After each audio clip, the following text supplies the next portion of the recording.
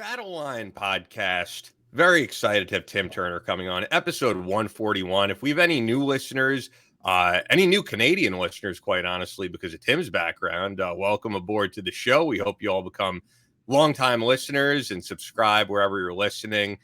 We interview all different types of people from the special operations community, from the Second Amendment community, and we do some great spotlight interviews. So before we get into everything, Fort Scott Munitions manufactures patented match-grade ammunition from solid copper and brass-spun SCS SBS rod that is designed to tumble upon impact. It leaves devastating wound channels and soft tissue for faster bleed out and swift incapacitation. Regardless of caliber, TUI ammunition outperforms competitors in the hunting and self-defense industry, delivering accurate, quick, and ethical kills to hunters. And I got to talk about the new contest here. You guys are going to want to get involved with this. Fort Scott Munitions is following up their training facility's launch with an email giveaway valued at nearly $10,000. Prizes include a 2-day training membership with this man right here, Chris Tanto Peranto. Always that's blast. Worth 10 grand in itself too, right there. and always a learning experience, truly. As well as you're going to get signed swag, 1,000 rounds of Fort Scott Munitions TUI ammo. That there is a huge value. That's huge. A Daniel Defense Rifle DDM4 V7, hundreds of dollars in store credits, E3 membership, Vortex Optics, body armor, and more. That is a hell of a contest right there. So go to fortscottmunitions.com/copper-ticket-giveaway. If that's too much to remember, it's going to be in the description. And actually, I didn't even know this. I always spell out the website. You could just go to fsm.com. I didn't know that they had that domain name. I guess out of the loop. Yeah. And then that's easy. It's easy, and it's easy for us knuckle draggers to remember. Just fsm.com, and it'll pop right up. And that E3 membership that I donated, that's a lifetime membership. Nice. For the farm. So that's I mean, it's a pretty good little contest they got. And I donated one of the optics as well. So and if you want me to sign the box that I donated, but it's a Vortex optic, but I donated one of the optics, or I should say Battleline Tactical and Battleline Podcast donated one of those Vortex optics. Not me. It was Battleline monitor. That's a tremendous optic as well that we threw in there. So a lot of stuff, man. I think it's worth more than 10 grand, but whatever. Sounds like it to me. I mean, just reading it all, it sounds like more than 10 grand to me. But go to fsm.com. And then if you want to shop there, they have great stuff. They even have, and I know it's not 15% off on this, but they even have Photonus Defense Night Vision on there. And you can use our promo code for the merch and all that for 15% off that stuff when you use promo code Battleline. So fsm.com, promo code Battleline. fsm.com, promo code Battleline, you're going to get 15% off. Definitely.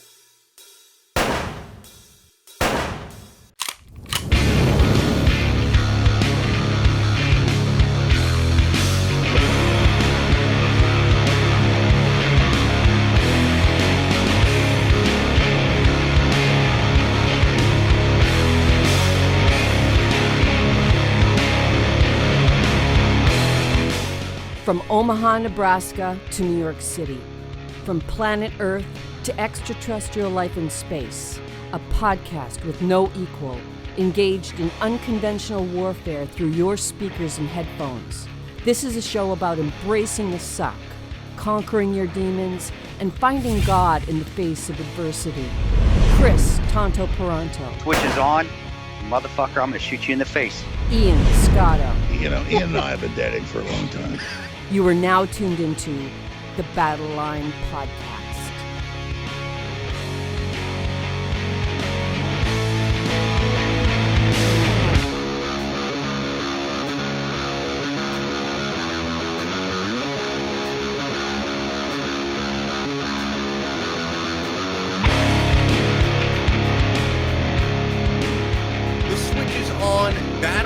Podcast. Got some great stuff to get into. Got Tim Turner coming on, and the grind never stops because I don't know if you know, I'm recording this on my birthday, and I'm still... Oh, happy birthday! I didn't know that. Yeah, man. Thank you, dude. But I just people were like, "What are you doing for your birthday?" I was like, "Battleline podcast." I never really celebrated my birthday I mean, obviously, I don't too much now either, but I'm old, so I've had enough I'm old. birthdays. Yeah, you're older, but you're not old yet. But yeah, I mean, it's kind of like the thing. It's like, hey, well, what are you gonna do? I'm just get up and do what I usually do, and maybe get a bite of cake or see the fam. I mean, I don't know. Are you gonna go see your family? And yeah. I was gonna say when you were saying about celebration, I mean, my 30th, I was in Costa Rica with friends, so like those big landmarks for sure. That was fun. But yeah, I'm gonna go to if anybody knows it, Seasons 52 with my family. Great restaurant. They changed the menu seasonally. So yeah, I'm excited for that. Cool. But more importantly, the first thing I wanted to mention here is July 9th and 10th. You're going to be doing a 2-day room clearing course in Fort Scott, Kansas. And I know we always get people saying, man, I would love to train with you. It happens all the time. So this is your opportunity. Tanto'sGearLocker.com. Yeah, and I call it the schooner tuna sale when that's an old dad joke. Have you ever seen Mr. Mom, my old Michael Keaton movie where I did years ago? Yeah, they did at the end of it, the schooner tuna thing, if you watch it. But hey, I get people. It's hard right now. A lot of money costs, and training costs a lot of money, and that's why I was like, dude, we got to discount these prices for what we're doing, and we'll discount them until everybody's back online, which who knows when that will be. But that's being said, not just the price, it's going to be fun. We're going to have a lot of fun, a lot of learning. The medical portion is day one, and that is a perishable skill that people need to learn. And then also getting into some 1-day room clearing. I know some of you haters out there, oh, what can I learn in a day in room clearing? Well, it's a start, and you can definitely learn something, just as I had to start somewhere from day one and learn. And even in day 67, 3,000, whatever it was, the training down the line, the fundamentals still always applied, and you had to learn them. So I make it interesting. I make it fun. Mike's going to make it fun. You're going to learn something. You're going to get to come out to really Americana. You've been to Fort Scott. It's Americana. It's the Midwest. And the training facility we're in, it's an urban environment to say the least, dude. I remember walking in there, and it reminded me of, honestly, a scene from one of the neighborhoods in Baghdad where it just got bombed out. I mean, that's to me, that's cool. It's where we're going to be training. And then after it, dude, we'll sit around and have some fireside chats at the end of the day on day 2 and roast some s'mores and hang out. And that's a lot of stuff that people really don't get to do at training courses. So come on, man, come on. We've got some seats available. I don't want to take more than 10, but I know it's difficult times right now. If you can't spend the money, I get it. But if you can, come on down, you're going to learn a lot, and you don't have to worry about ammo because it's all airsoft, and that's important on force because now I didn't realize that. Yeah, you can't really go on OP4 when it's real bullets because you're going to kill each other. And that's another thing that people don't get with training. Oh, well, I'm not shooting real bullets. Well, actually, the final stage of training, especially when you're doing room clearing or CQB, is force on force. That's what you want to get to. And that means you're going against an actual opposition force that is thinking, moving, and not just static. And to do that, of course, we do airsoft or simunitions or UTMs. But the airsoft has been they have just advanced so much. The airsoft rifles and pistols that you use have the same functions as a real gun. So you're essentially you're using a real gun. It's just shooting the airsoft BBs, and they hurt. You do know definitely when you get hit with them. But that's the best way to learn.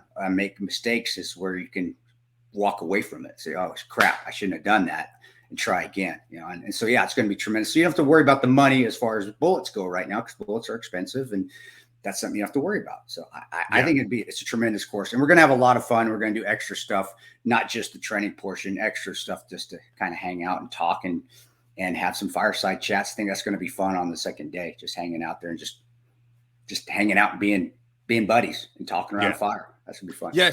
So get involved, guys. Tanto'sGearLocker.com. There's limited availability, of course. So go there right now because it's coming up. So I wanted to mention that. And I wanted to mention, of course, I mean, as you said, you're going to learn skills that could save your life. And kind of going into that, I mean, I wrote it down in the prep. I had other stuff that I wanted to get to, but I feel like the more and more that has come out about this, I think I'm saying it right, Uvalde, Texas shooting. Yeah. And I know that like early on, and to your credit, I feel like you didn't want to rush to judgment. And I remember you saying on a show, I don't want to bash the police on this.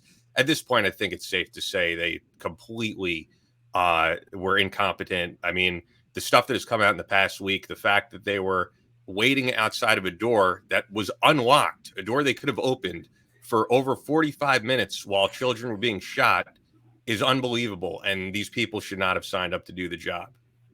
I hope it gives people the realization that going against an armed combatant and the possibility of losing your life is not as easy as you think it is. It's just actually taking that first step.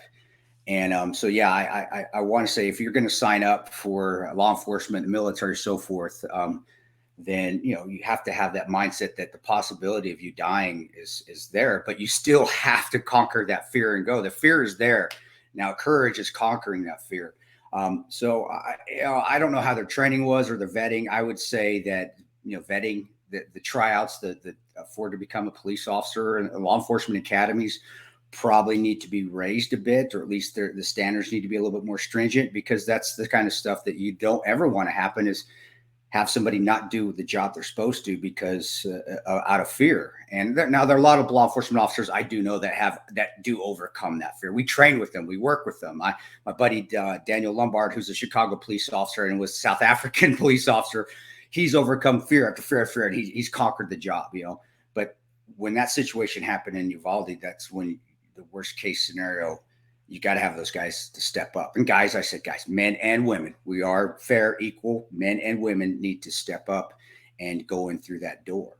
So it's a lot of lessons learned, brother. But yeah, and that's where training comes in too. That's why training is perishable. That's why you do need to go with good instructors, especially with room clearing, to teach them to learn not just the tactics of it, but the mindset of, and you're going in this door. We're simulating this. You're going to have to get in there. You don't dilly-dally around. And that's what I get with them. They're on the door, they're getting ready to go in, or they're going into a room and they're sitting there waiting. And I'm right behind them going, hey, what are you going to do? Make a decision. Go. We're talking 45 plus minutes, I believe. Yeah. It's unbelievable.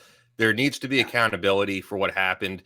And I actually would say, and I think you and I don't ever rush to judgment on the law stuff, but I actually think the more that has come out, this makes the perfect argument for why you don't want guns only in the hands of police, because some of these people are completely incompetent. And who was it who went in there? It was a Border Patrol agent who took down the gunman.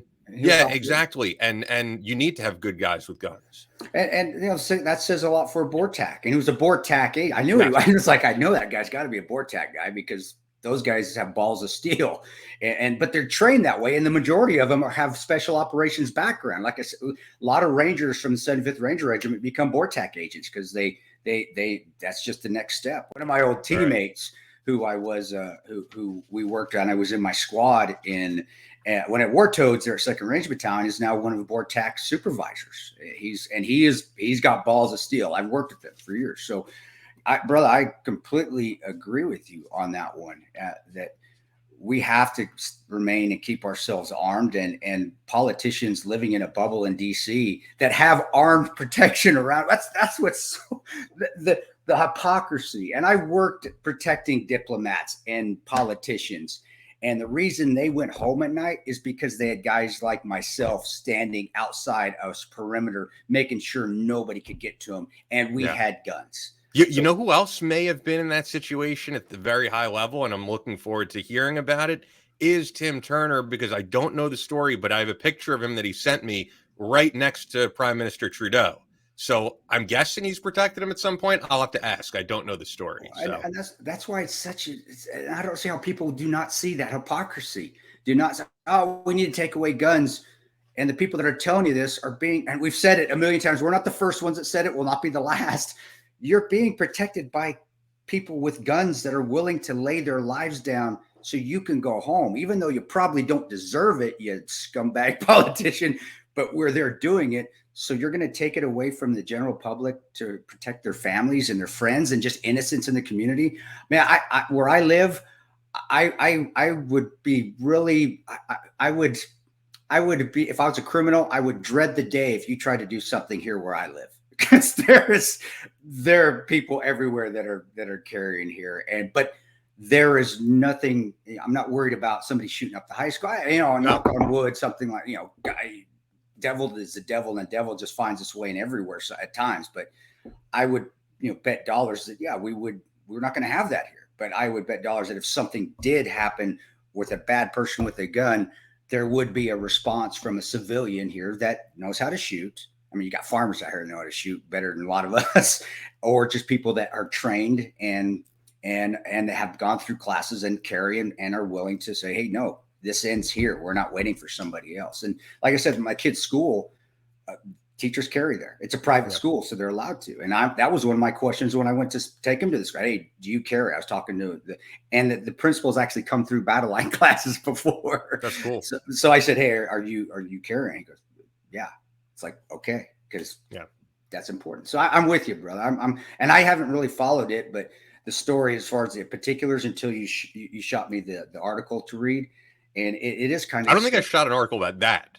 But. Was it maybe I just went into it because you sent me the prep? That's probably what I did. And anyway, it's sad and disgusting, but also there's just more and more that's come out in the past week that's unbelievable. I mean, there are parents who went into the building and saved their kids, and they talked about what happened to the media, and the police are calling these parents and saying, we don't want you speaking to the media because these parents are saying the police were incompetent.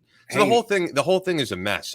I did want to get to one other article here because I sent this to you as well before we get to Tim, because I think this is important. And I don't want to say it's not being reported by the media because this is from CNN, but it's just one of those types of articles that's being, not shared around, I guess. That's the one I read. That's the article you sent me. Yeah. I found this from Michael Ames, who I've interviewed before. He wrote the book about Bo Bergdahl and very well researched, very if you look up Michael Ames' book, it's a very different narrative than what the media said about what happened with Bo Bergdahl. Maybe we'll get Michael on at some point. I mean, because also on the other hand of things, I've become friends with Matt Vierkant, who served Bo Bergdahl, who's entirely on the other end and didn't want to be interviewed by Michael. I'd love to have him. I wish he would come on. I'd love to have both of them. I mean, and I'm sure he would. I just, as you know, there's a list of like hundreds of people we need to have on. But getting to the article itself, just because I think it's important. This is America detained in Venezuela as attempted suicide. An American who's been detained in Venezuela for nearly 2 years has attempted suicide, his family said in a statement shared with CNN. Matthew Heath, a Marine veteran who was arrested in September 2020, is considered wrongfully detained by the U.S. State Department. He was rushed to a military hospital after attempting suicide and is now fighting for his life, according to his aunt, Trudy Rutherford. Rutherford said that the family received word about Heath's conditions on Monday morning through private channels, not from our government. And then the quote here from Rutherford is, just last week on a conference call with 3 senior administration officials, we warned them of our concerns about Matthew's mental health and physical well-being after nearly 22 months of wrongful detention. Matthew's life is in imminent danger, and we don't detect any urgency at all from the White House, Rutherford said, adding that she finds herself wondering how I will explain to his 13-year-old son that his father isn't coming home because the White House didn't think saving him was important enough. We are frustrated with the pattern of deciding not to decide at the White House, endless policy reviews, and empty platitudes about his case being a priority. We are aware of reports that a U.S. citizen was hospitalized in Venezuela, a State Department spokesperson said. Due to privacy considerations, we have no further comment. And then the interesting thing is, it says in her statement, Rutherford said the family had asked former Governor Bill Richardson to get involved. And my statement here that I'll add, if I were to reach out to any politician, it would not be Governor Bill Richardson. And that, because this is the same governor of New Mexico who we know was spending a lot of time on Lolita Island with Jeffrey Epstein on the flight logs. I mean, this is confirmed. So I think this might be. Go ahead. I'm sorry. Go ahead, Brother. No, I was just going to say, I think this might be a guy who does not exactly have the best reputation right now, trying to rehabilitate his reputation by saying, look, I'm helping out this Marine. But either way, this should be taken care of. There's no reason we should allow veterans to be imprisoned in these places. And as I said, I didn't hear about this story. I only heard about it because Michael Ames tweeted it out. I've not heard the president talk about it. And this is not just Venezuela. I know we have veterans all over the world who are being detained for things they didn't do. So. It's tough, man. And being one of those guys that I read the entire background, and I've done private stuff. Of course, a lot. Security in South America. In South America and Central America in particular. And one thing I always knew when I went in, because it wasn't under the government either. It wasn't government sanctioned. It was private stuff for private corporations or people. You always had, I remember going in, and this is my take on this with talking to the Marine. You always have a way out. Anybody, any of the other contractors, anybody, the other veterans that are going overseas, whether it's on vacation or whether it's for work or whatever it is, you always have to have still contingency plans. And I remember every time I went in, I had a return ticket. I mean, right there, it was in my hand, so I could get to the airport if I needed to and get out of the country. Because we're trophies. To be honest, brother, we are trophies in those countries. If they find us, and whether it's the truth, and I don't know what this guy, if he was actually doing what they said he was doing. I mean, I don't know. I have no clue, or if he was just wrong place at wrong time. But bottom line is, I will tell all the veterans, and this is from a veteran that worked in these countries, not under State Department headings, not under the U.S. Department of Defense, not with the Army. You always have contingency plans out. And I remember if I didn't have a contingency plan and I couldn't get to the airport to Costa Rica was an example. I worked there, and that's, it's pretty fairly safe for the most part if you get to particular areas. But I also knew if I didn't have a contingency, I couldn't get out of the airport there, I was going to go to Peru and have it. So I had plans. So if I had to hit the road, I could get out of there quick. Going into Venezuela, though, that was a place that was it Venezuela, right? That he got wrapped up in. Yes. That was a no-no. We're like, dude, stay away from there. Even if you have to float for another 3 days, you stay away from that area, because if they find you in there, especially if you are doing something wrong or having a gun on you, wow, there are countries I went into, I wouldn't know. I couldn't bring a gun. I would either have my knife and my wits, and that was it. And if I could get a throwaway gun from a local, I would. But if they catch you with a gun there, you're done. You're sorry. What happened to this Marine is that's what happened, because they're just looking for an excuse. Again, whether you're there under legitimate circumstances or not, they're going to find a reason to keep you there, because look what you are. You're a trophy to them. We caught this American. He was running guns. He was selling drugs. And sometimes they are. And guys, if you're doing that, knock that shit off. That's stupid. But if you're not, make sure you have contingency plans out of the country like that. Always have a return plane ticket from some airport locally that you can get to, that you can just get there and go and be ready just to dump your gear and leave whatever you have to behind. And yeah, but that was also the draw of working in those countries. It was like that cloak and dagger double is, I got to get out of here. But that's the dangerous part, is that if you do get wrapped up, you're stuck. And the U.S. government isn't really going to help you. The State Department's not going to help you. Unfortunately, no one heard it because we were having connection issues. We tried to record an episode last week with the two of us, but Chris was speaking about this very much more in depth. And it's interesting because we were talking about a different issue. But the Ukraine, we can talk about a little bit, touch on it. Just we got to get to Tim. We got time. Shit, we'll do it next week.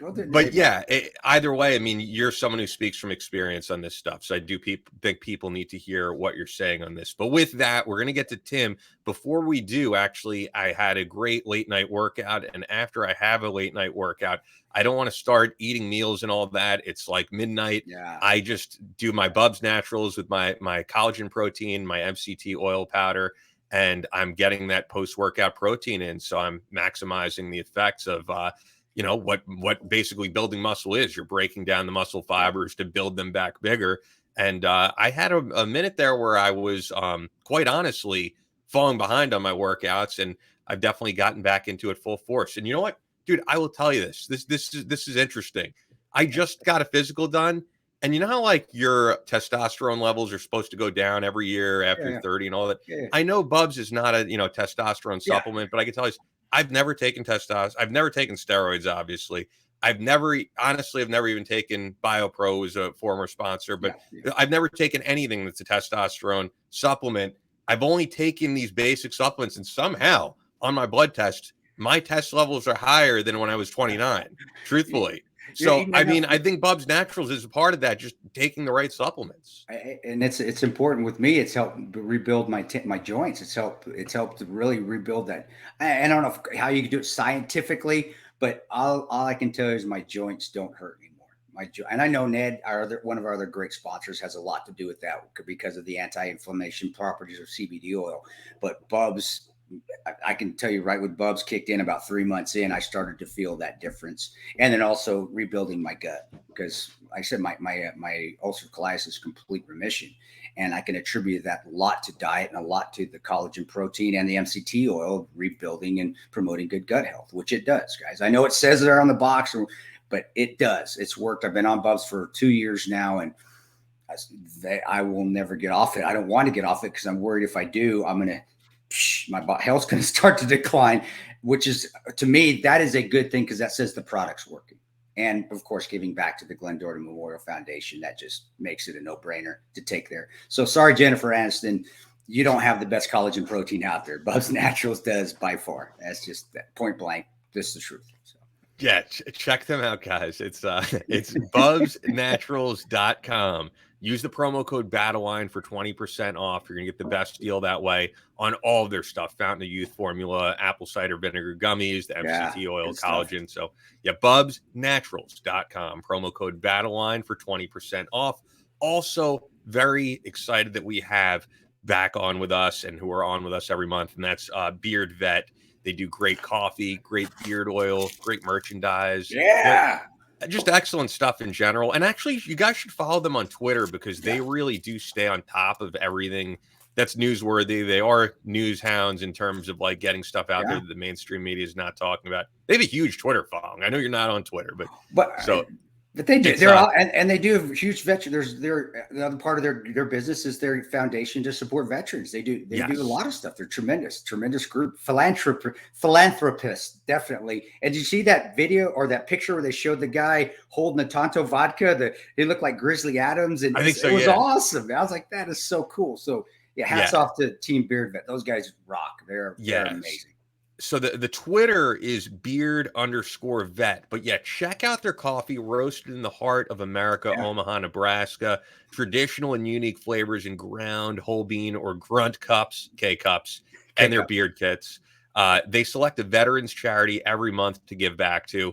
14th Hour Foundation has been a part of that. Sean is a Marine. This is a veteran-run company. DAV lifetime member and equestrian helper. His wife, Amy, is an equestrian trainer. So beardvet.com for all that stuff. The coffee, the beard oil, the merch. Beardvet.com. You guys are going to love it. So joining us for the first time on the show, and Tim, actually, before I give you an intro, I have to give a shout out to @Walper Style on Instagram, because that guy's been a fan of like my work and podcasts I've done for years. And he came onto this podcast, and months ago he said to me, he goes, "You have to get on Tim Turner." And he goes, "I will pay you to get Tim Turner on the podcast." You got it. Yeah, he goes, "You got to talk about this Operation Pegasus jump." And of course I said to him, "You don't have to pay me. We will get him on." I said, "Just support our sponsors, buy something from one of our sponsors, and we're even." And he did. So I was like, all right. And then I saw your background, and I was like, we would obviously have this guy on. So Tim's background, Tim is a master sniper and Canadian Airborne Regiment combat veteran. I guess with me, I just want to start from the beginning, man.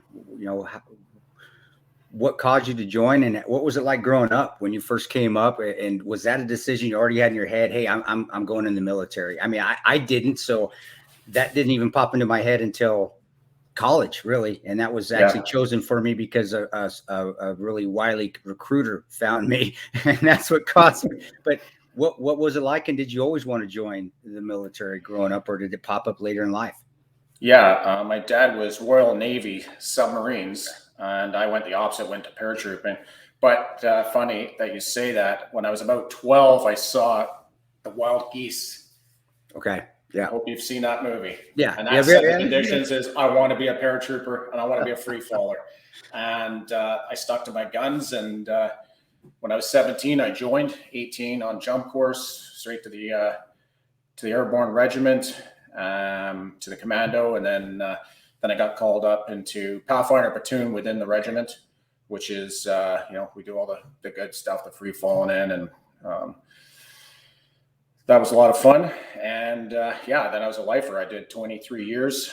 And then when I decided to pull pin, I immediately got a job in law enforcement and joined the Alberta Sheriffs, and then did 12 years with them and just recently retired.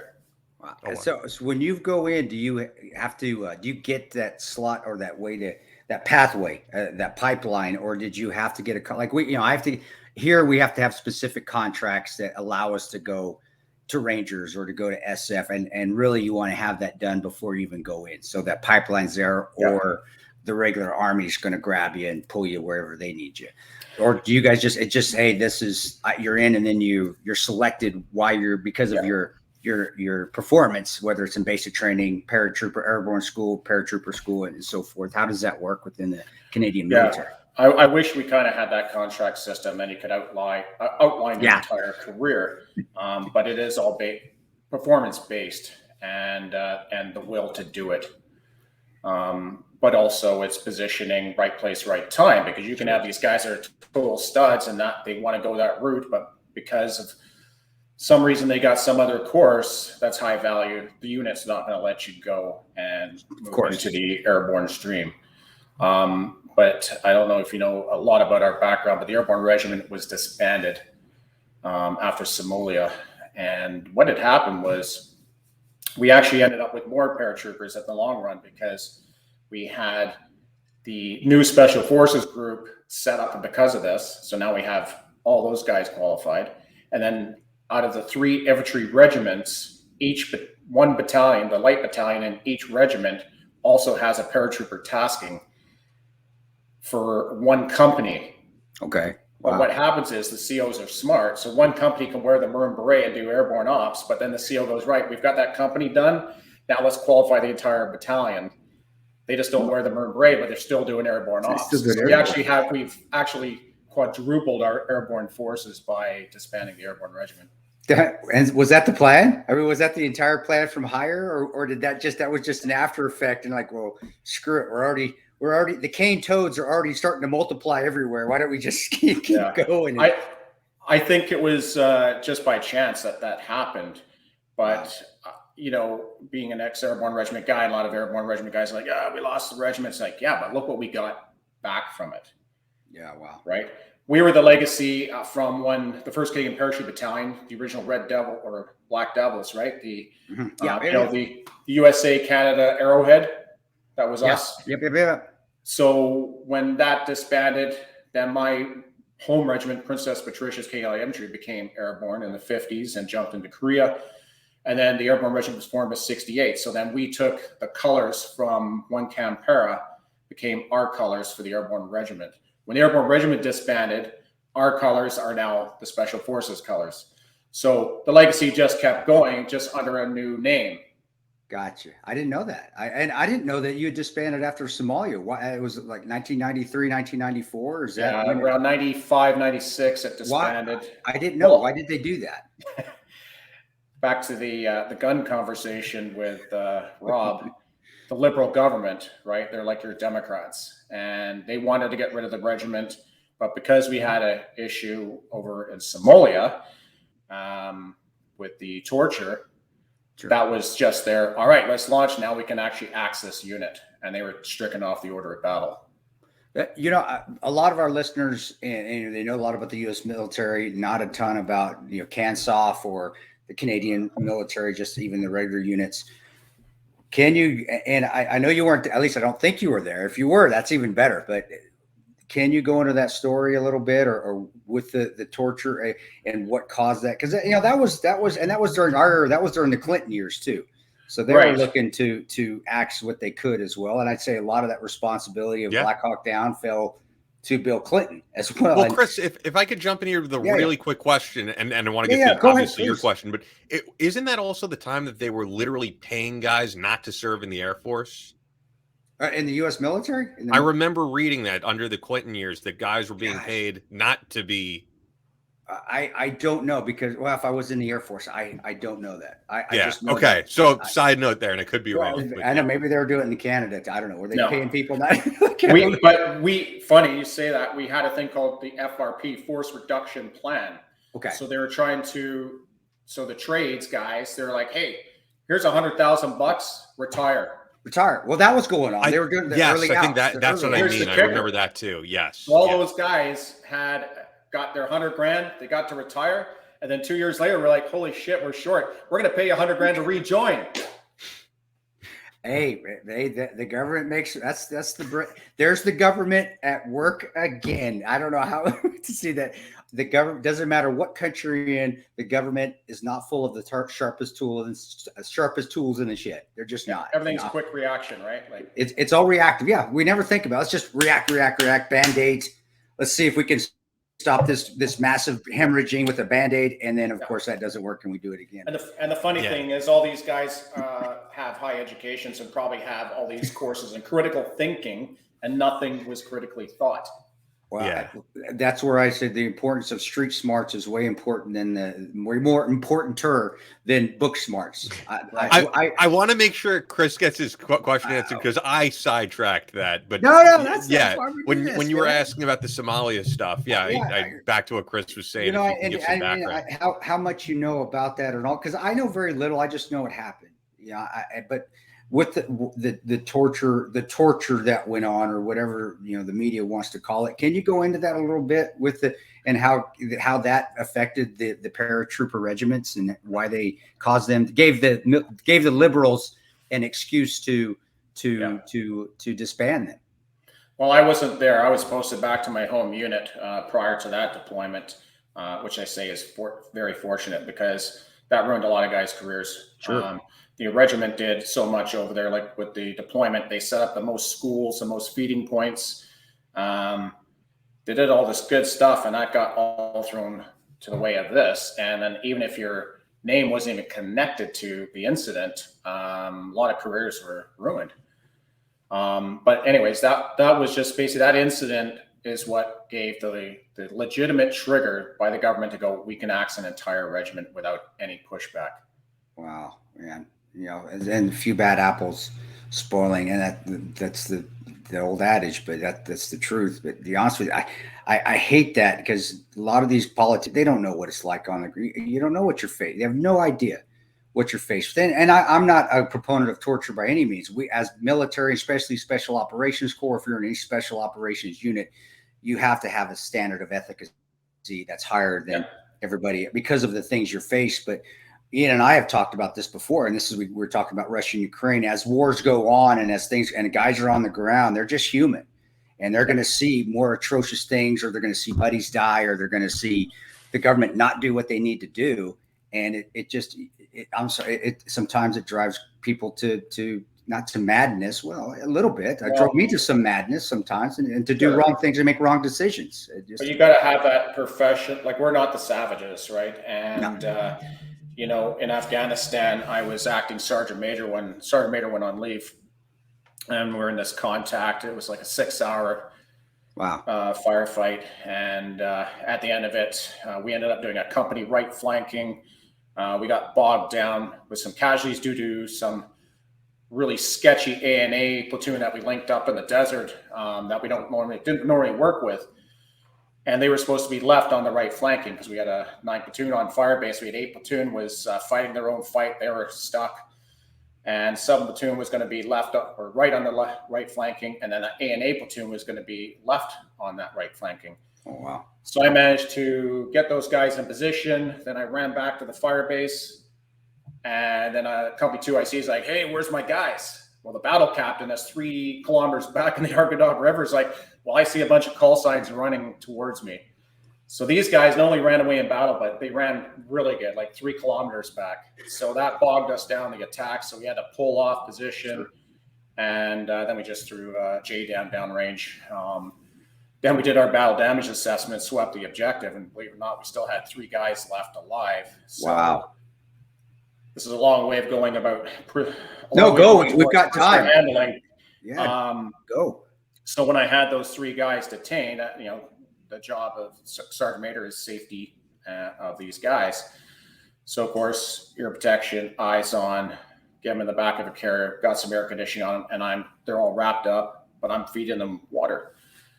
And then our tactical questioners are going through them, and then we're deciding who's an HVT, who we're going to fly back to Kandahar, and who we're just going to hand over to the ANA.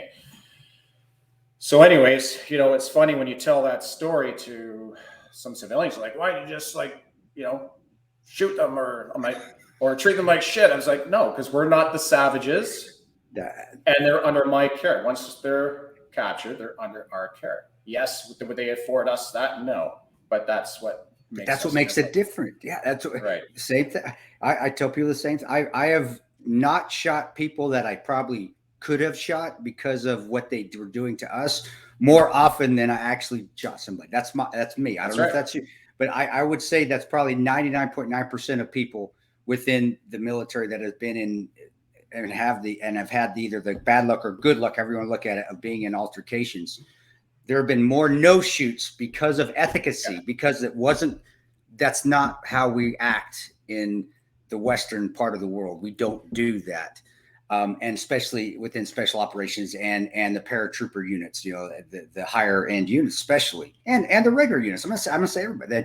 Then we have pulled the trigger maliciously and killed somebody, which would be murder on the battlefield.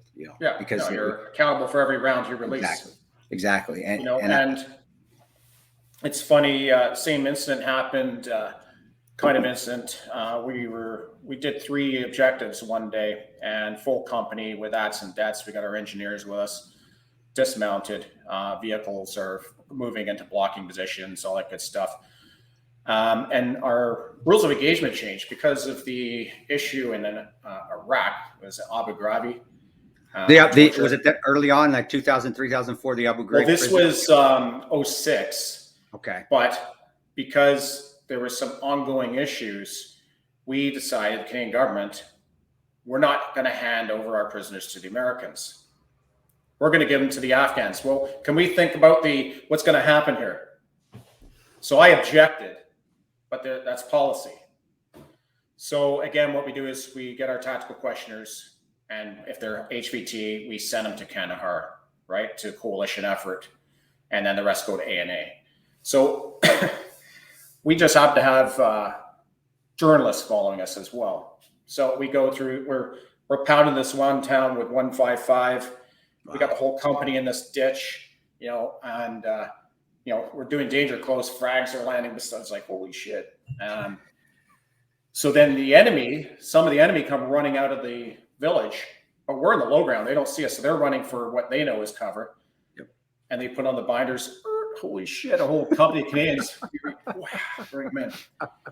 But I was on the left flank, and then I get on the radio. It's like, "Hey, Sergeant Major, the ANA want to kill these guys." So I'm like, "Hey, roger that." So work our way down, pick them up, bring them back. So I give them to my combat engineers because they'll be traveling last in the order of march on the push forward.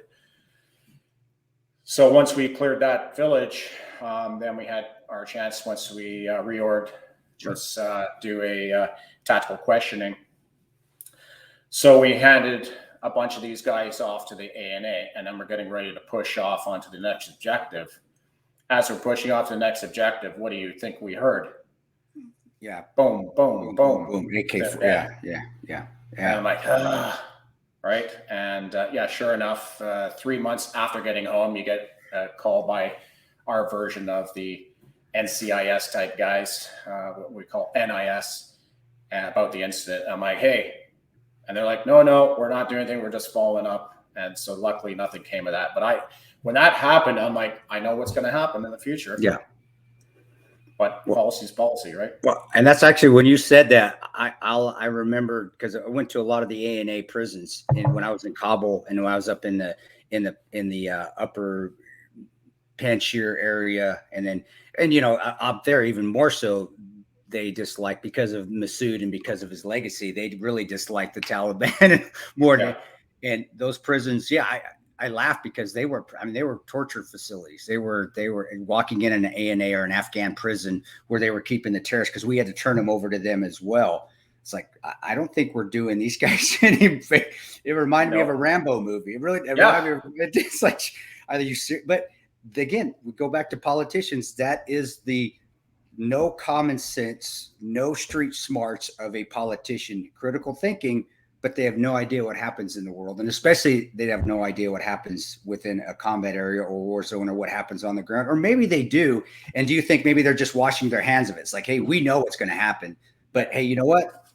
It's not our fault. So What was your opinion on that? Do you think that's what they were doing? They were actually it's absolutely that. That's what politicians do. My second career when I left, I was executive protection for our premier, which is your version of the governor. Yeah. Right. And so I went through 5 premiers in that time, and you get to see how it operates and how everything's a quick reaction, a quick fix, a quick media hit. Right. And now with smartphones, they don't even have to use journalists. Now it's just like, all right, let's get a backdrop, and EA throws out the phone and off they go. Yeah. Going, your military career and that's amazing. And I know you were working. I actually was out in a Gecko base outside of Kandahar with GRS for quite a while. And it sounded like you were down in the Helmand and all that province, which I knew you guys were doing great stuff. We were all Kandahar South. Kandahar South. It's your Kansoff guys. Graceland is what we call it. You guys live, or they could drink, right? I tell you, guys could drink us on the table. I couldn't even compete, but they were the coolest motherfuckers. They were they're good at what they do. They're amazing. But doing all that, what was that transition? And you're getting out of the military. You've done your time. You've done it admirably. You've walked the walk. You could talk the talk. What was it like moving on after that? And then it was law enforcement and then executive protection, or executive protection, then law enforcement? Well, the executive protection was law enforcement. Was part of it's like our state troopers that guard our government. The state troopers. So when we're in the States, the state troopers drive for us. Gotcha. And when they come up, we drive and we're their protection. We can carry in the States, but they can't carry up here. So gotcha.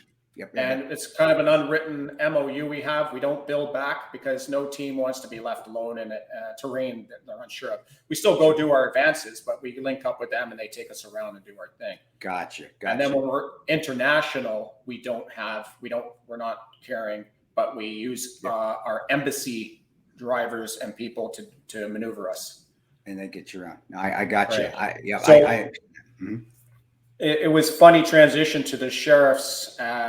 It's not, policing isn't military, and it's a dog eat dog world. You get there, I'm leaving the Army as a sergeant major with all these quals and armed combat instructor.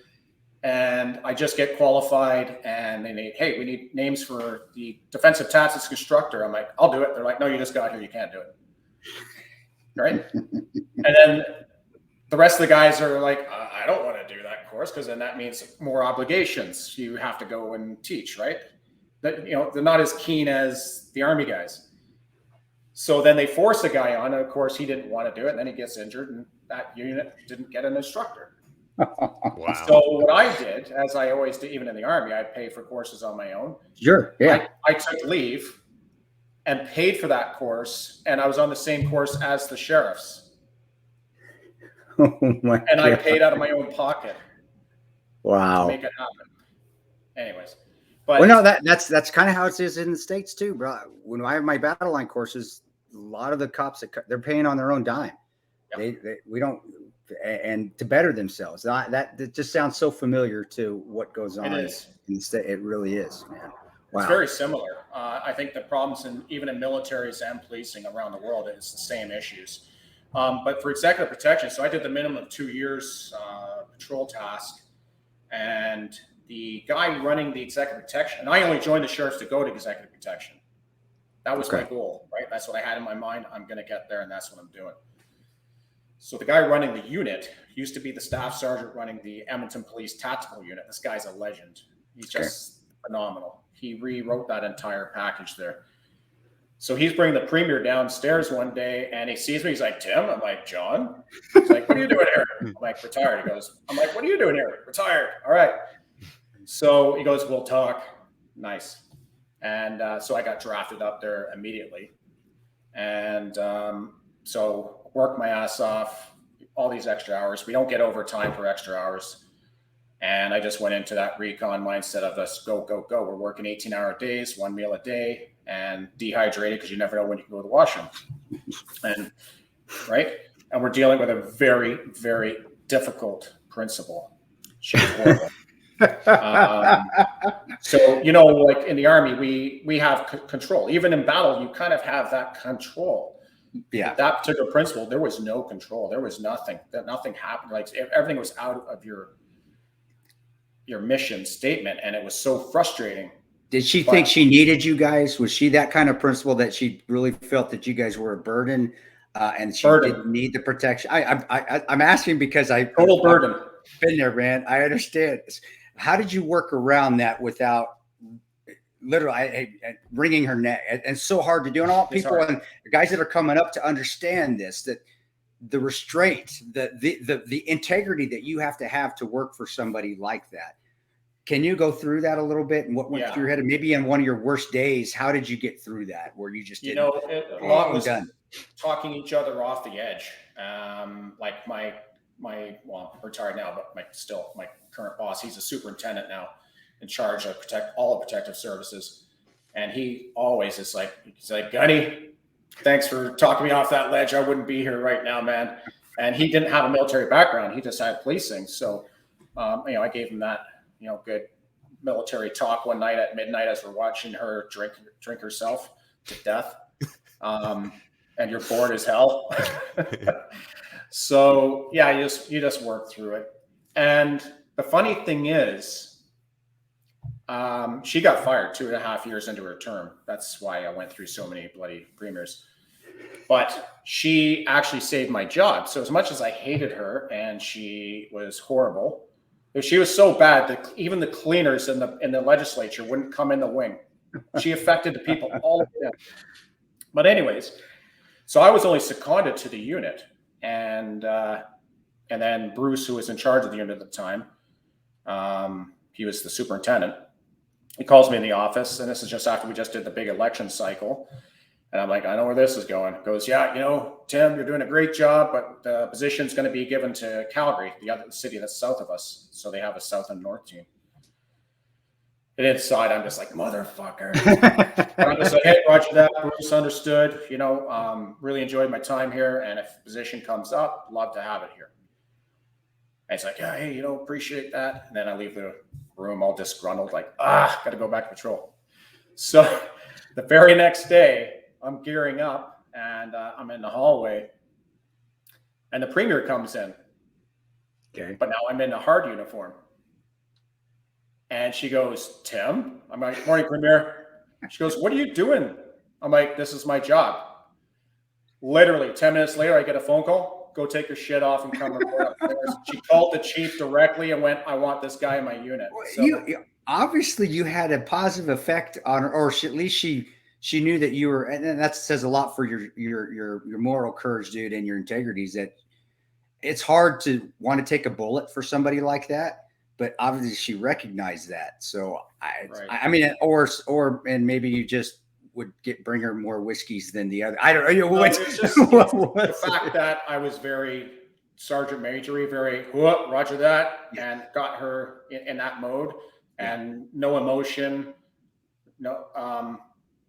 But the bad side of it is I ended up being one of her favorites. So I was always the team leader, bodyguard, and I never got a break going on advances. Like if you're on an advance team, at least you're not around her. Yeah. Right. Yep. That's funny. No, you're right. You get there, and then you can kind of disappear until the end of the night, and then maybe do the QRF on the way back or wherever. Yeah. No, I feel you. But if you're that PSO or that bodyguard, right? That the whatever you want to call it, they're calling now, man. Yeah, you get no breaks, and you are not just a protector, but in some instances, and I've seen that, and I've even been part of that, been taken advantage of. You become kind of a chogy boy a little bit too, and that sucks. That's terrible. It's awful. Does. And you become that confident. Like if she was always needy and always wanted someone around her at all times. So if the EA wasn't around, and I'm, in my positioning, then as soon as he would leave, then I would position up so she could talk. Yeah. Right. And then as soon as that person's back in the picture, you're nothing again, and you're back here. So I was taking her into Afghanistan, and the other team had her in India. So I linked up in India to do transition there, and then gave them their medical training and safety briefs. And then in Afghanistan, we weren't going to be armed. We were going to fly there and have Canadian Forces executive protection team as our guys. And I'm like, damn, I'm going back to Afghanistan with no gun. This sucks.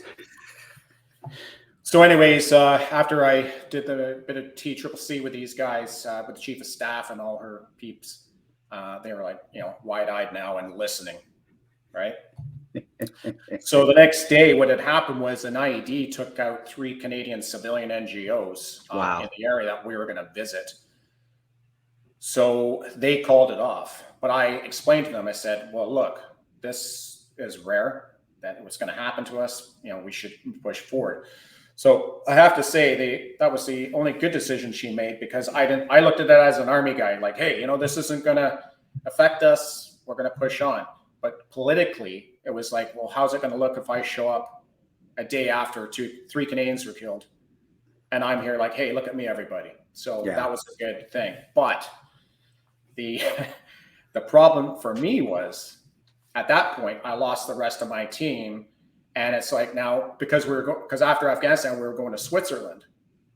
Okay. To hand off to that team. But guess what? Now we're not going to Afghanistan. Oh, let's go do an impromptu in London. No advance, no team members. Wow. And it's like, having a good security officer like yourself, and I hate to say it, but it makes the protectee get that nonchalance that I'm safe everywhere. But in your head, you're not. That just makes your job harder, because now you're having to scramble and protect them, even though you have no intel, no advance. That's awful, having no advance, nobody there, and you're just I didn't know what hotels we were going to, because now it was her people booking everything. And they don't think of security. They don't think of security. They think of 5-star restaurants. Where's the best bars? Maybe if they're a clubber, where's the best places to go hang out? And they don't think anything about security or even just traffic, just getting around. How just times they don't think nothing about it. And because this was an unofficial visit, we had no embassy support either. So I was literally on my own.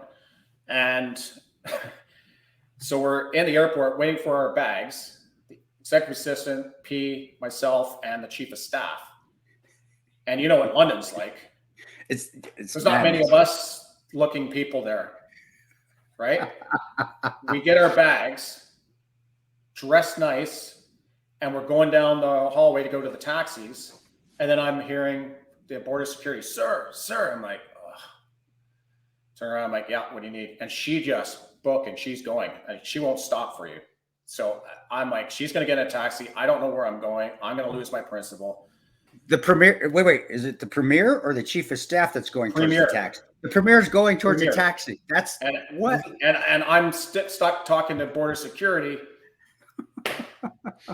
And we were waiting for bags till like the last minute. And, cameras are on you. So how did you pick me as the security issue? Did you have a long shirt on? If you didn't, maybe that was it. I did. I was in a suit. Oh, yeah. I don't know. So I don't know, anyways, and I hate badging when I don't have to badge. And she's just going, and she's like a double fast walker. So I'm just like, boom, this is who I am. This is what's going on. And I'm out of here. And he's like, oh, sorry, sir. And off I went. But anyways, the rest of the story worked out great. She was actually pleasant, and we just toured London. And then once the executive assistant was back, it was a nightmare again. And then, wow. I wanted to ask you about something in regards to executive protection. I've been meaning to ask, and I want to make sure I get it in here. You very graciously, and I appreciate, sent me a lot about your background, and so I felt very well prepared to have you on. But you sent me a few photos, and there's a photo of you right next to Prime Minister Justin Trudeau. I figure that has something to do with executive protection. I need to know the story behind that one. So, the province I live in now is British Columbia. I'm on Vancouver Island, and it's just beautiful out here. And I lived in Alberta, so Prairie Boys. We're the 3rd largest oil reserve in the world. Wow! Right. So we're basically a superpower that the government will not let us be one. So we have a lot. That's why we fly around the world a lot, because of our oil, and that's our strategic security issue as well, right? That's why we're so well secure with our premier. So we link up a lot with the Prime Minister's detail. They're RCMP, Royal Canadian Mounted Police. So just do your coordination. So that particular picture is with another female premier, Premier Notley, And so we linked up with his detail and off we went. So that's that particular picture. So that's always fun dealing with that. But funny story, I'm the number one and I link up with their number one. And we have these in Canada, paratroopers, we got our jump wings here. Okay. Yep. And he sees my 2 commando tattoo. And my son has his jump wings with his unit 3 VP. And the number one with Trudeau, he's got a set of wings. But he sees the 2 commando, which is, before his time. And he goes, "Are you Nick Turner's dad?" I'm like, "Yes, I am." I'm like, "How do you know Nick?" And he goes, "We served together in Afghanistan." I'm like, "Holy shit, this is a small world, I tell you, to me, it's all these politicians and the guys that protect them, and this the differences in ideologies and of course political. It's just kind of funny to me, and I was in the same boat. It's like a game. The hypocrisy of them making decisions on guns and all this, and denying people guns, but then you have these guys that are surrounding you, probably the most well-trained guys with guns that are protecting you. It's amazing that they still have that mindset that no, the gun's the problem when it's not. I guess before I didn't want to talk about you and your son, but I wanted to get your opinion on that because you're in Canada and speaking to Rob as well. With that, what is the future of Canada and guns and gun control or non-gun control? Is there a hope that you guys it's going to loosen up or is it going to get worse? I guess I just want your opinion. And because you have protected, that's something that is a big deal. You've protected people that are making those decisions, and you've protected them willing to lay your life down for them. And also you've protected them with guns that you know how to use very well and that you've never used except in self-defense or it's a mission to accomplish the mission against terrorists or the Taliban. So what is your view on that, brother? And then we'll stay out of politics. We'll get it. But I really want to know because it still boggles my mind how they think. Well, I have to say, all the premiers I've worked for appreciate firearms, and all my out of the 5, I only had one that was like your version of the Democrats, called the NDP. It's called the New Democratic Party. They actually used to be the Communist Party in the 20s, so take it from there. But they all appreciate it. And the last one, who is the guy who's the current premier of Alberta, was the guy I worked for, Premier Jason Kenney. He's amazing, man. He was federal and he was Minister of Defense at one point. Wow. So he's worked with JTF and all that good stuff. So he appreciates the Army guys, and the unit gave me the nickname Gunny. Because of my sergeant major background. It's an American term, as you know, not in Canada. Well, that's what I was going to ask. Were you in the Marine Corps? Why are they calling you Gunny, man? It's just, John, who got me into the unit, he just started calling me Gunny, and he'd call my wife the Gun Queen. Now, was that because of guns, or because you reminded him of a hardcore gunny sergeant? Yeah, because I'm always high and tight. Like right now, this is the longest my hair's been in a while. Don't knock it, dude. Come on, that's a good look, brother. I'm going to the barber today, actually, because my son's getting married on Saturday, so I'll be high and tight. Congratulations. My son's the opposite. His hair is like Air Force guys down to here, big beard. Anyways, so he's all about firearms and all that good stuff, and actually gone to the range with him. Cool. So one of my airborne buddies, he owns one of the biggest shooting ranges in Calgary, the Shooting Edge. And so I take him down there, and we've been blasting guns there. And it's called the Shooting Edge, James Cox. Shooting Edge. And gotcha. Anyways, he just loves it. And he took his firearms course and went hunting, and he just loves it. Now, for the firearms thing in Canada, like, we had a very controlled system to start with. Like, you had to be registered. You have to take a course. You have to get your firearms certificate through the RCMP. For non-restricted. I'm sorry. I was just going to also say there's also that video that's been very viral, at least that I've seen going around on Twitter, with Justin Trudeau saying, and I was unaware of this, just being an American, that self-defense is not a reason you're allowed to own a firearm. You're only allowed to have one for the purpose of hunting, that type of thing. If you say, I want to own a firearm for self-defense, it will not be permitted, at least according to what your prime minister has publicly stated. Well, that is true, because in essence, the way our firearm laws are, you're not allowed to carry a pistol around, right? You have to have a ATC I forget what the terminology is, authorized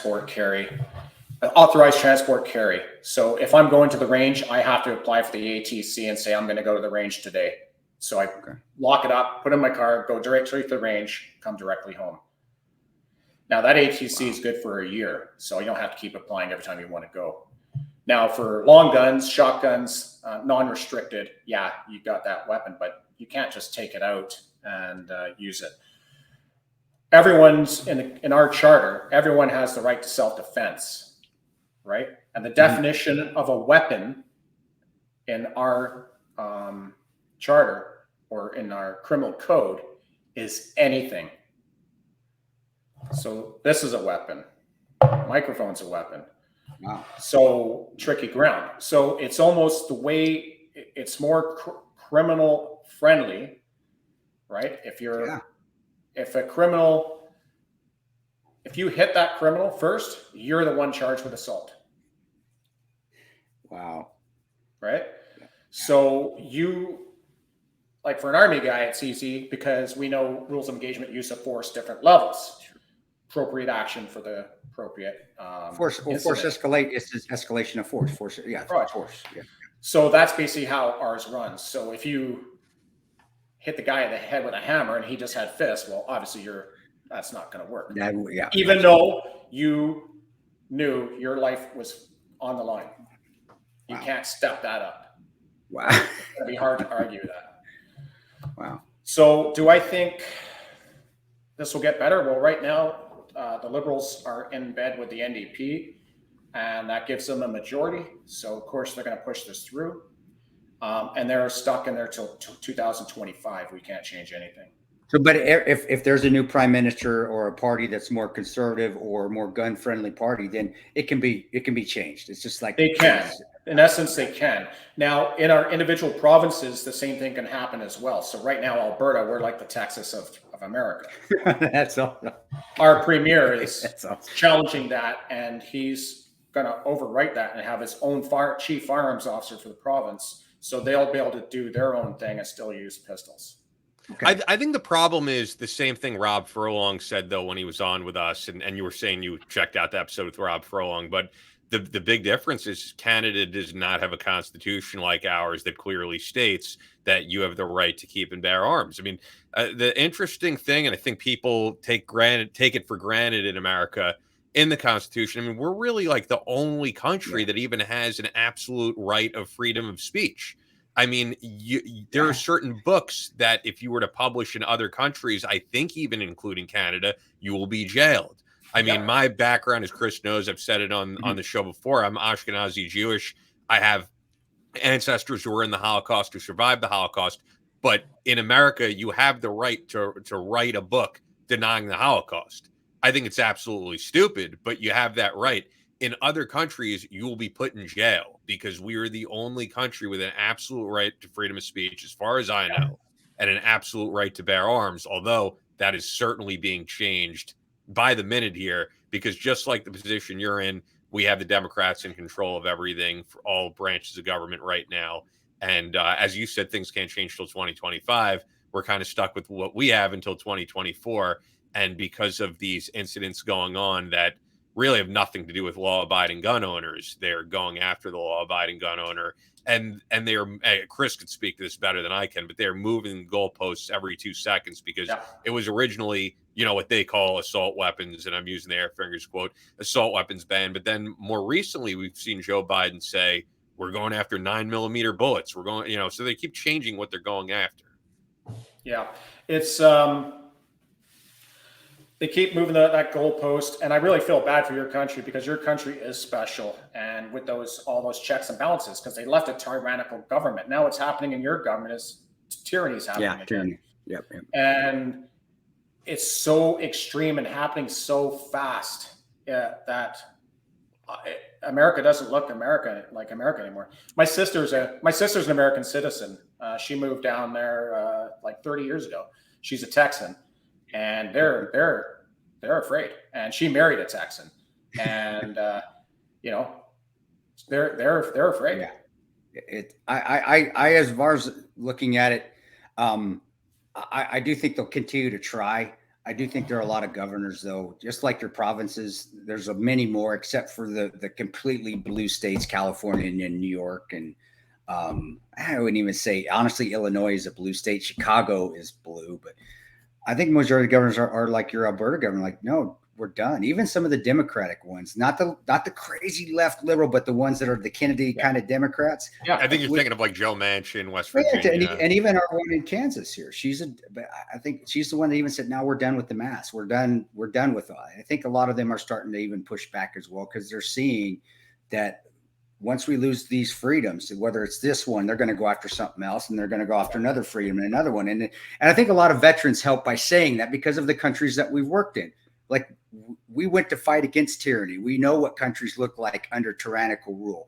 Yes, maybe Libya and Iraq were better off with dictators because there are terrorists everywhere and you can't control terrorism, but that's not here. And that doesn't work with a free country. And that's what makes us so special. And I'm with you, right? That's why I guess I just wanted to ask that, but we'll get away from that now. We beat that horse down. I started, how was that with your son? I mean, the story with your son, you and your son being in the same, was it the same unit you guys were in? And same regiment. He was in a different battalion. So how did that all work out? And what was that dynamic there with you guys, especially when he made it? And how was that on a father watching your son and being like, holy shit, he better make it? Or was it, this is awesome, or like, that you better not make me look bad sort of mentality? It was amazing. So anyways, I didn't raise him to go into that stream. I just wanted him to do his own thing. But I was taking him out shooting. I was taking him out doing survival exercises when he was 10. And, so I basically set him up for failure for sure. And hearing me talk about, our version of a pogue. And it's like, I don't want to be that. And then, I would, have some courses I'd run because I was at the battle school. I'd have the troops over for a beer, and at that time he's only 4 years younger than these guys, 6 years younger. And then when we go back to battalion, same thing. I got troops over. Like, I'm an old punk rock guy, and my son's a punk rock guy, and my troops. So they come over for a beer, and at that point, then Nick's only 2 years younger than these guys. And they're talking. So when he's about to graduate, he's like, "Hey, Dad, I'm going to join the Army." I'm like, "Oh, cool." Inside, I'm like, "Yeah." And I'm like, "Oh, so what are you going to do?" And inside, I'm like, Infantry. And he's like, "Dad, there's only one trade, infantry." I'm like, "Roger." So so he went to my unit. I was deployed when he graduated, so I didn't get to be there. And the Prime Minister, Harper, our conservative, he was at the grad and got to present him his cap badge. So that was kind of cool. And then he just went up through the system really quickly. Guy's a stud, and he's topping all the PT tests. He went on jump, gets called Thursday night. Hey, jump course PT test in the morning, and he's out just pounding them. He gets it at 4 a.m, just kicks it out of the park, and off they go. And again, I was deployed when he was on that. Remember those days where we could do that, where we could drink all night and actually even maybe go run drunk and then get up and still hammer a PT test? I remember those days, man. Now I'm down for a week. I know. After one, I'm out. I'm dead. But I'm sorry. Go ahead. You brought back some memories, man. So he ended up doing these big competitions. We do like this thing called the Ironman, military Ironman. It's like 32-kilometer rucksack march with a 10-kilometer paddle and a 5-kilometer portage with all that stuff. Wow. And he came in third for the privates in the brigade. So that's pretty good for his first go. And at the time, he's only weighing in at like 150, and he's got all that kit. Yeah. Wow. So anyways, he went into the recon stream, and then I prepped him for a sniper and took him out with doing cam and concealments. And and prepped him for recce course. Gave him, all the AFV recognition, rope work, knots, climbing, all that good stuff. We used to get him prepared. And then he got in that airborne stream and got on jump master right away, then parachute instructor, free fall JM.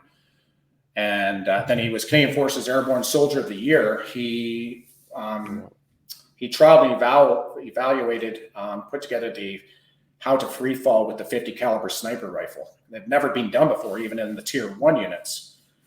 And he managed to get that done, so that got him that accolade. Then he served in a wait in Afghanistan. I was supposed to be on the same mission, but wifey wouldn't let it happen. We wouldn't be in the same platoon, but I was just like, at least if I'm in the terrain, at least I think I might have some influence. We know we don't have any influence on what's going to happen. But it was a good call of my wife for us not to go, because that was the first time I got to realize what she went through, because I was a basket case the whole time he was deployed. That's what I was going to ask you. I was actually, the next question was just how was it? Yeah, as a father now, he's deployed. What was that like? And I mean, you kind of said it's a basket case. Is there anything specifically or a story you have where you just were beside yourself, and how'd you deal with that? I was doing stupid shit. Like I went and bought myself a new sniper rifle, and that's Nick, right? I spent like $5,000 on this new gun, and to replace them, and just stupid shit like that, right? You got to be able to handle. I mean, get that stress out somehow, man. That's why my son, when he says, "Dad, I don't want to be a Ranger," but he wants to go to the CIA. So I'm conflicted there a bit. But honestly, I don't know what it's going to feel like, because I think he will eventually join something. He's only 17. His senior year's next year. Oh, yeah, tons of time. He's got 10, but. Even with him saying, "Hey, I don't want to be a Ranger, but I want to go to the agency or this," I even having the thoughts of him going overseas now, I honestly now know what I put my mother through and my father through, and it's not a nice feeling when it's on the other. It's that worry. It's a testament to my wife. We've been married 39 years, and that's awesome. An anomaly in the infantry. Yes, that's awesome. That's incredible. But she's amazing. But man, like, she can handle that shit better than me. I'd rather be deployed than have my son go over. But and then same thing during my executive protection. She was my saving grace too. Like, I'd be in China, and it's like, I'm out of money, and we're totally on throw away everything because of the security issue, right? Because they hacked into the FBI mainframe when the FBI deployed there at one point. So we had to go over there with all clean electronics. So I was going through a Hotmail account, and I'm already 20,000 in, and my government card is done. And so I had to get her to talk to my boss, to put more money on the government card. So put another 30 grand on it. And so she's amazing. That's crazy. My son, so he went back over in 2011 with his snipers and ended up all by themselves, stuck in a camp with Italian Airborne dudes, and he wasn't very impressed, because they were treating the Afghans like shit, and my son was like, "What the fuck are you guys doing? Like, we're here to help, and like, this is how you're going to get a fucking blue on blue." And honestly, that's as well too, is that being like that, you're creating the next generation. I used to tell some of my partners that too, that were always angry and always even treating civilians like shit. It's like, guys, I get it. I get that you don't know but you have a spidey sense of who's good and who's bad. And if you're treating this guy like shit, and those little kids are seeing, we're creating we're creating our enemies, our next enemies right there. Yeah. And that's why the values, I mean, the Army values, I know they're out there, it's cliche, but it is integrity, duty, honor. Live those things. They're not just spoken words. They're stuff that we have to live by. And that's what, again, going back full circle to the beginning, that's what makes us and not the Taliban and not ISIS. Right. And it is. But that being said, too, it is hard to control those emotions when you're seeing buddies die, or you're seeing over years, and you're just seeing bad things happen. So I'm guess I'm playing both cards there. My next question, and it's more lighthearted. Did your son, because of who you were, did the drill sergeant or anybody take exception to him because of his last name? And maybe he had to go through a little bit more hazing than others. And because I'll be honest with you, if I was a drill instructor, I would have done that to him. I'm like, oh, so that's your dad, huh? All right. So did he have any things that he would tell you? Be like, Dad, damn it, you get extra, as we say, cock over everybody else. And funny because it's like, guys are like, Tim Turner's your dad? That guy's a fucking legend. I know. So let's go 12 years ahead. And my sniper partner. We always get together on Remembrance Day and we end up at his house. He has drinks and troops come and all that good shit. So I'm at my sniper partner's house. And of course it's all snipers there, right? So it's all the new young fellas. And Ben introduces me to these guys because Nick is already pararescue now. So he's in Nova Scotia. So he wasn't there. And those guys are like, holy shit, you're Tim Turner's dad? Nick Turner's a fucking legend. I look at my sniper partner. He's like, you're now father of the legend. You're now father of the legend. Your time has passed. You are just a nobody sitting on your rocking chair. But I bet as a father. I'm fine with that because our responsibility as parents is to make your kids better than you. Better than you. Yep. Just like when you're training your soldiers. I want my soldiers to be better than me. Yes. Right? Yeah. Or else you're a shit instructor if you don't want them better than you. Exactly. Or a shit dad. And now he's a legend in the pararescue trade. So it's like, I'm so proud of him. It's amazing. That's awesome. So cool. That's an awesome story. And I think people dig that.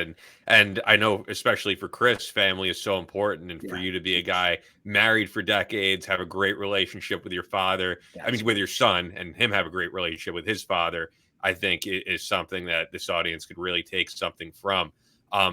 Another thing I want to make sure we get to, which is really why you're here and why I booked you for the end of June, is because next month in July, you're doing this major event called the Operation Pegasus Jump. So July is Operation Pegasus Jump. You're going to be skydiving with other veterans and first responders. And this is basically a healthy outlet for guys with post-traumatic stress, for guys with acute stress disorder. It's staffed by retired airborne soldiers volunteering their time. And you have a goal of raising $50,000, but right now you're at $13,000.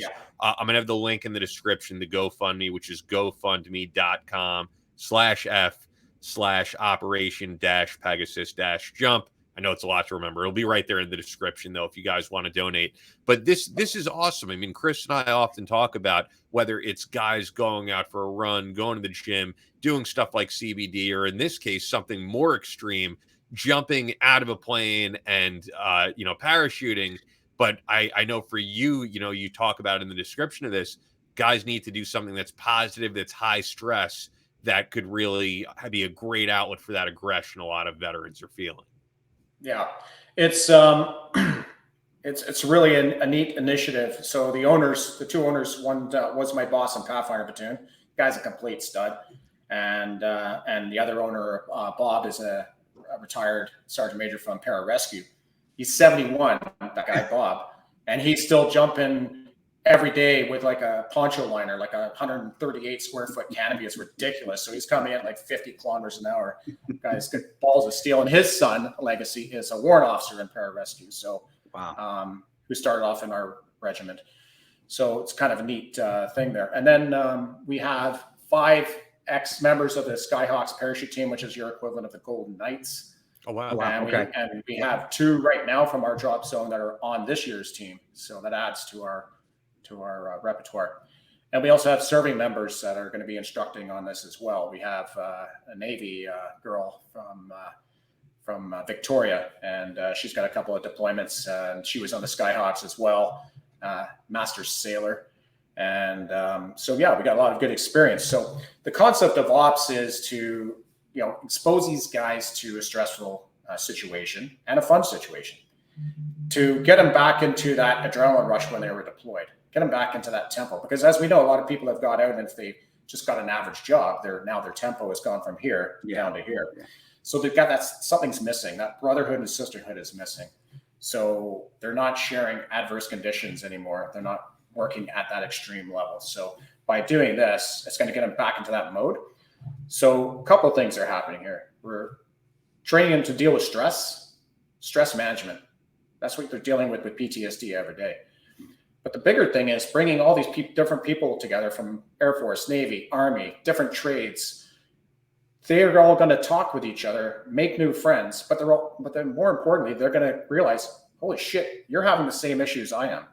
So I'm not the only guy that's feeling this way, or I can't sleep, or if it's too hot, I get ramped up. So that way, these guys are all going to feel like, wow, yeah, okay, I'm not alone. I have this. And then they can build a new network on top of that. And then hopefully, if these guys enjoy skydiving, when they go home, they can go to their local drop zone and continue their training and have a good, positive activity. That's cool. And at the end, when they hit, I'm sure there's current activities. Once you guys all hit the landing zone, everybody hits the LZ. Are there stuff that's going to go on after? Like, just you guys going to have a little, go out and have a few drinks, going to have barbecues and stuff like? Because I think that's part of it as well. The big time. So, we're going to do the first day is just registration, and then we're going to have a big barbecue meet and beat, cool. Right? And that'll be fun. And then the staff, we're going to jump in. We're going to do a 2-plane formation and jump in and jump the flags and all that good stuff. And meet everybody on the ground, do our barbecue, meet and greet, then the next day training starts. So it'll be a long day.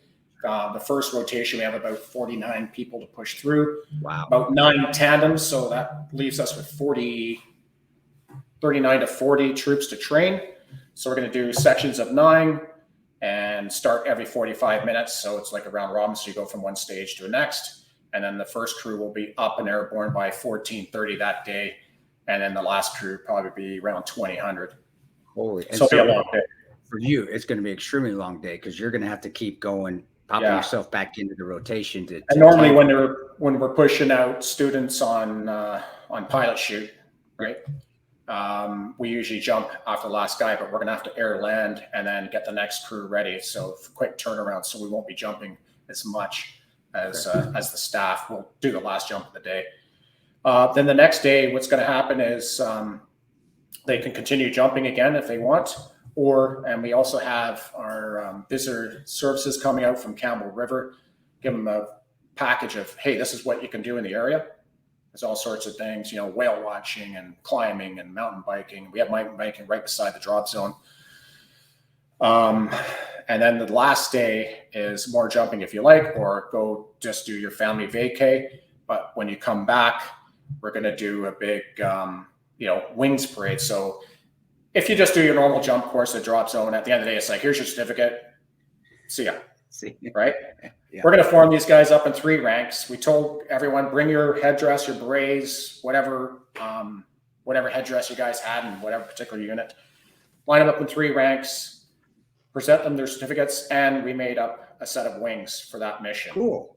That's awesome. On a velvet patch, so they can put it on everywhere and do their thing. So you're coming back with that military feel of being formed up, getting presented, and on that rotation 1, what's happening on that very last day that I'm describing is rotation 2 is coming inbound, and they're signing their waivers. So that night is going to be a big barbecue, steaks and all that good stuff. Jeez, yeah. So now Roto 1 gets to meet Roto 2, talk about their experience, and meet these guys and friends who, they couldn't link up on the same roto. And we're also dedicating the drop zone we're going to call it Drop Zone Remembrance. And we're bringing out the local Legion, pipes and drums are coming out. The local native chief is going to come out and bless the drop zone. That's cool. So that'll be pretty spectacular. And then what happens is then each consecutive roto is basically the same format minus the DZ dedication at the end. So really, I mean, you're just kind of giving them their own set of Canadian jump wings when they get done. Yeah. So the logo that we've developed is basically kind of like different set of wings, square canopy. It's got a commando knife and then the Pegasus in the center. That's cool. That sounds like awesome. That sounds like that's good on you, man. Good on you there, Gunny. You did. That's good. That's good shit, right there. Well, it's a good team. I mean, I'm just helping out here. This was Bob and Rob's idea, and then we have all the staff, and staff are incredible. Like we have a light colonel, infantry light colonel, who's one of the staff members. Sergeant Gavin Jones, sniper, good friend of my son. They both did their recon and sniper together and deployed together. He's here, staff as well. So we got all these guys. Mako, who's a ex-signals officer, and like all he does is jump. He's just great. Like he'll jump all day. Like he taught on the last pararescue course last year. You know, they're jumping all day, and I'm like, "Hey, so what are you doing tonight?" He goes, "Oh, I'm going base jumping tonight." I'm like, "Holy shit, man!" Yeah, keep doing it, man. Well, if that's what keeps him going. You got to do. We got to do what you're happy with, especially. Oh yeah, that's awesome. That sounds amazing. And honestly, I appreciate you putting that out there because I think you're going to help a lot of people. Really are. And it's yeah, I hope so. And I hope we pull it off logistically. I mean, this is our first go, and I think we're putting a lot in here. I think after looking at it, we should have maybe stuck with one rotation for our first go. Or if we're going to do multiple rotations, take a break in between. But we're going straight through 12 days. So you're going to be hammered, man. And I'm not saying hammered in a good way by drinking too much vodka, tanto vodka. I've said you're going to be freaking smoked, just tired. But I know once you're done, you're going to, it's just like when you walk off and it is the cliches again, you're going to walk off that battlefield victorious, just smoked, but you're going to feel good. And that's what it's all about. I think this is so cool. I think any positive outlet for veterans out there, for combat vets, is a great thing. And I mean, there's too many vets who are sitting around, probably, as you said, they're not engaged in something that's high stress. And that's when those dark thoughts creep up for guys. So this is an awesome thing. Check it out, everybody. Operation Pegasus Jump. The link is in the description if you want to donate, because they can clearly, with the amount of stuff you're doing, use that money for good. So we get asked all the time, like, what are good veteran causes to donate to? And I always mention 14th Hour Foundation. And I mention, of course, Gallant Few and all that. But this is another great outlet that's doing something different that you guys can donate to. You could follow Tim on Instagram at Army_Sergeant_Major. So it's Army_SGT_Major on Instagram.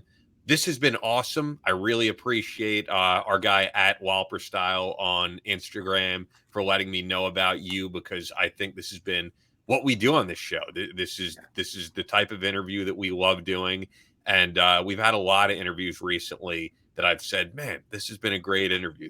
This is one of them. And I think Chris would say the same, but I really appreciate you being this candid about stuff. I mean, I don't know what we didn't touch in terms of, we talked gun control. We talked about some great combat stories. We talked about family and faith, and also just helping guys who are going through struggles and that they're not alone. So I really think we hit it all in this past hour. It was good. Yeah, it was enjoyable. I really appreciate this invite, guys. It's amazing. And Chris, it's a pleasure to actually chat with you. Yeah, you too, brother. I loved you in 13 Hours, but you looked a lot different in that movie. I am a hell of a lot better looking in person. I'm not as big. Obviously, I'm not as huge, but he is huge. I'm not. But damn, I'm so much better looking. So it's a good trade-off. I have to agree.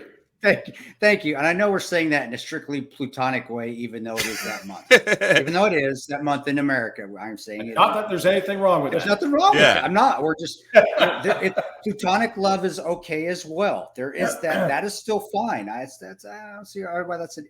Brother, thank you. And actually, bring you on again. I didn't get into your feelings about your son going to the Air Force, and I think that we may last a whole episode within itself. So we'll save that for next time. We got to leave the people. I do have to say, I just skim the gears because it's fun. But all the guys that go into that trade, that's hard. All come from the Army. Oh, do they really? I didn't. Yeah. So it works different than your military. So you have to remuster into that trade. So you already have to be in a trade for at least 4 to 5 years before you can go there. Before you can go try out for. So because it's so hard, the average Air Force softcock can't do that course. Yeah, we'll need to discuss that. So it's all ex-infantry and combat engineer guys that go there. You got to be a grunt, dude. You got to be a grunt. And medics. All our stud medics go there too. Well, brother, the 91 Bravos that we had at Ranger Battalion, and also all the Deltas that we had, they were shit hot, man. And they're the baddest at what they do. And I'm saying that in a good way. They're just incredible. I have much respect for combat medics because they're They're hardcore. And I've tried to stick an IV in with night vision. I can't do it. I don't know how they did. I still can't do it. I remember puncturing my buddies doing the training, just trying to train.